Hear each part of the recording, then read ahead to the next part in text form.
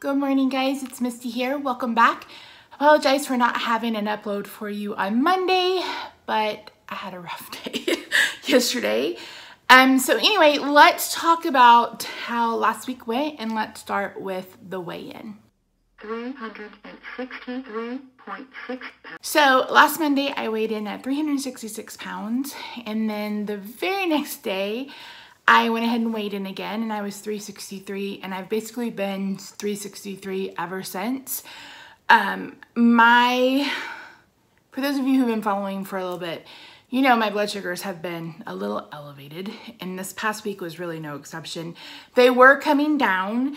If you don't remember, I was doing bulletproof coffee in the morning, and then around probably 4 or 5 o'clock I was having a pound of 70-30 ground beef with butter and a little bit of garlic and soy sauce, and they seem to be coming down.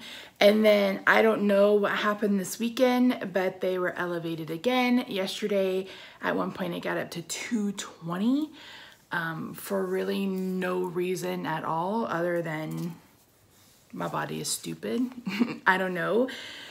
So but this morning my fasting number was 138, and the only thing, I ate dinner yesterday at 5, I had some queso fresco, and then around 7:30, I had probably 8 to 10 olives, and my blood sugar was good this morning. So I think that maybe eating a little earlier, plus having basically fat, I mean, cheese does have some protein, but mostly fat, is what my body really needs. And I did so well on that fat fast, even though I was only able to do it like 2.5 days, that I really think that I need to try to get my macros to where I'm at least at 85-90% fat. So we'll see how that goes.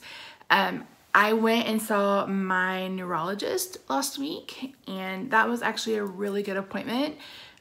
Completely 180 from my last couple of appointments. She remembered who I was. We talked about what we were doing and how we were going to handle it going forward, and she doubled my dose of my immune suppressant. So I am a little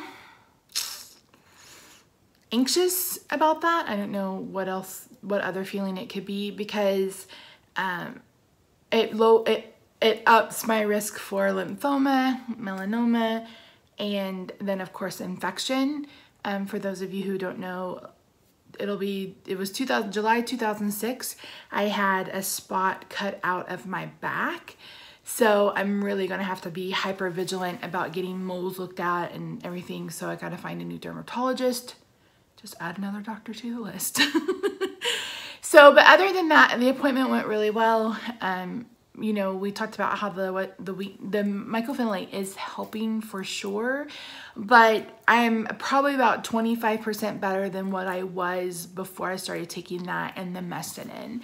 And then for those of you who don't know, I have myasthenia gravis, which is a neuromuscular junction disorder. It's basically an autoimmune disease that attacks the synapses between your nerves and your muscles, and it causes extreme muscle weakness, like extreme. And I used my walker on Thursday to go see her, and luckily the valets helped me get it in and out of the car. And so we were talking about it, and it's kind of like the lesser of two evils. You know, like pushing it is horror, like my arms are dead. But if I'm someplace that I don't know, like there's not going to be a place for me to sit immediately when I am tired, when my legs give out, then, you know, I have to have it with me. So it makes my arms really, really tired, but I can't risk a fall, especially a fall at my size. And that's one thing my therapist and I were talking about yesterday, is that, you know, I really started narrowing in on this, or getting hyper focused about this weight loss journey and getting my blood sugars under control when the weakness wasn't going away. And my goal, or my hope, is that it helps alleviate some of some of the weakness. I know it won't alleviate a lot of it, because I know there are people who are really thin who have myasthenia, who have the exact same issues as I do, and they're at a smaller size. But if I were to fall, you know, a fall at 200 is a bit different than a fall at my size right now. So my goal is to continue just trying to lose weight. I honestly thought that I wasn't making any progress, and it doesn't help that I get comments about how my face doesn't look any thinner or anything like that. So I'm like, okay, you know, and it's definitely not that much thinner than it was like in January, but I got a calendar and I went back and watched all my weigh-in videos and I calculated it. I lost 12 pounds in January, I lost 4 pounds in February, and I lost 8 pounds, I think, in March. It's really good, you know, and so that really was encouraging. And Heather mentioned that, you know, I've been so focused in on the blood glucose that I haven't really, I've noticed weight loss because the scale is moving, but it hasn't, like, seeing those numbers right there was really, like, it really hit home. And I'm down almost 40 pounds since the last time I saw my neurologist in October. So she was really surprised, and we talked about keto and why I did keto and those kinds of things. So yeah. So I'm just gonna continue what I'm doing. I go see my endocrinologist next Tuesday. So I may post a weigh-in video or update video on Wednesday, or I may skip it next week because I really want to do an update video where I have updated blood work. So maybe I'll just go ahead and do it on Monday and then fill you in the following week. That'll be interesting to see what my blood work is now compared to a year ago. I know my A1C is up. It's up less than a point, but it is up. But it's up without me being on insulin every single day. And I personally am okay with that. So yeah, that's the update. I have been dealing with some inflammation in my hands and my feet, and not like where I'm like super swollen, but I have really bad arthritis. I think I've mentioned this before, but the last couple of days has been, I thought I broke my foot, and I still think maybe I broke a bone in my foot. But when I was seeing a podiatrist 5 or 6 years ago, he's like, you have really bad arthritis in your foot. And I was like, really? And if you've seen a skeleton, or if you've seen an x-ray of your foot, you know, you have your toes, and then you have like this where it goes up a bit. All of this on both of my feet is gone. Like, there's no raised. It's all gone. And the cartilage in between, like these bones right here, toe bones, is gone too. So sometimes when I have some inflammation, those bones rub together and it hurts like a mofo. It hurts so bad. And so I've been having that like right here in like this area, like between my pinky and my ring finger on my right hand. I mean, it just feels like I've broken it. Like, it just hurts so bad. But my foot is the absolute worst. It made it almost impossible to walk on Sunday, and I was trying to stand, I was grilling, I was doing all these things for Rob to meal prep for him, and I thought I was going to, it was so bad I had to take a couple of painkillers all day. So I feel a little bit better today, but I am considering seeing the podiatrist again. The problem is that the last time I saw him for this kind of pain in my left foot, that's when he told me, you know, it's your bones are rubbing together. When there's inflammation, it squeezes them together, they rub together, and that's what causes the foot pain. So if it's not gone by Friday, then I'll make an appointment to see him. So yeah, so next week I see the endocrinologist. I'm going to talk on Monday with my regular doctor about the Trulicity. Just kind of have a backup plan. I really don't want to start new medication. And the hindrance I have with the, where I go to my nations doctor, they can only prescribe whatever grant or whatever medication they've received.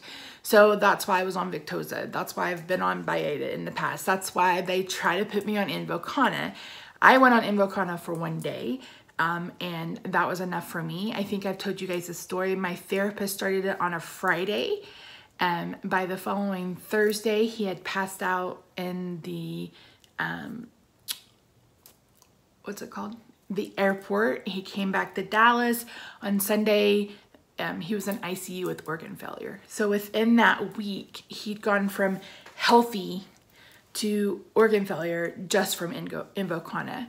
And that day I took it and I started out at 300 that morning because I was on a steroid, and I was 99 by that afternoon, and nothing had changed other than that Invokana. I was like, nope, no thank you. Nothing that works that well is safe. So, but my therapist he's also diabetic, and we talk a lot about keto, and he's trying to lose weight. So we talk a lot about that. And plus it's a huge part of my life right now. And, he is having lots of success with, Trulicity. So it'll be a backup plan, like I said. And maybe they have it where at the, endocrinologist, I don't know yet. And last but not least, thank you to every single person that mentioned GoodRx in a vlog, you know, in a comment, whatever you have, because the issue I was running into was my mycophenolate was running me $200 a month with my insurance copay. And I thought my insurance copay was 10% because that's what it was last year, but it went up to 25%. And that's until I meet my out-of-pocket maximum, which is like $3,000. So I probably have another, I don't know, probably 6 prescriptions before I would even get close to meeting that. And that's $1,200. So a lot of you guys mentioned GoodRx. I called around, I looked into it, and I was able to get double dose, mind you, yesterday for $47. And the pharmacist was like, well, the only bad thing is this doesn't count toward, you know, your out-of-pocket max or anything like that. I said, I know, but 47 is better than 200. So yeah, so thank you guys for that. I was like, this has to be too good to be. I didn't believe it until he scanned my debit card, and I almost cried in the middle of Tom Thumb. So, and which I did on my own yesterday. I went to the vet, I went to Tom Thumb all on my own, got my walker in and out of the car. So it feels good to be a little bit more active. I do, like I want to go thrifting. I posted a video photo yesterday on Instagram. It's me in what I wore yesterday, which is just a long sleeve shirt. I have some of these long sleeve shirts from, I think those are from Old Navy. And it hits my knees now, which is strange. So I really need new clothes, but I am not buying brand new clothes when my body is still changing. Like if I were a little bit closer to goal weight, maybe I will buy myself some clothes. But as of right now, it's like I just need to go to a thrift store and get like some pants and maybe a few tops. I have plenty of t-shirts that fit because that's probably the only thing I saved from my skinny days were some of my graphic tees that I got at Torrid back when I was like a 3 or 4. And I am to the point where I can wear those now. A couple of them are a little short and a little tight. You may have remembered I had a pink shirt on that 2-year weigh-in. That's one of those t-shirts. It is a t-shirt that I can get away with wearing like around, like at home, but not in public just yet, but we'll get there. So that's it, guys. Thank you so much for joining me. I really appreciate all your support. I am excited that the weight is continuing to come down. I was excited by that blood sugar this morning. I'm going to keep playing with my macros and see what it works exactly. And I think I mentioned that before. This is just going to be, I think anybody on keto, you can start with you know, whatever macros you find, and then you kind of morph into finding what works for you. So we'll figure it out. So thanks, guys. I really appreciate you. If you haven't already, I've been posting daily vlogs. Basically it's what I'm eating and my blood sugar, and they're on this channel. It should be the last video. I posted one on Friday, and I didn't get one up yesterday, but I'll have one up today. So that's it, guys. Thanks so much for joining me. I will see you soon. Bye for now.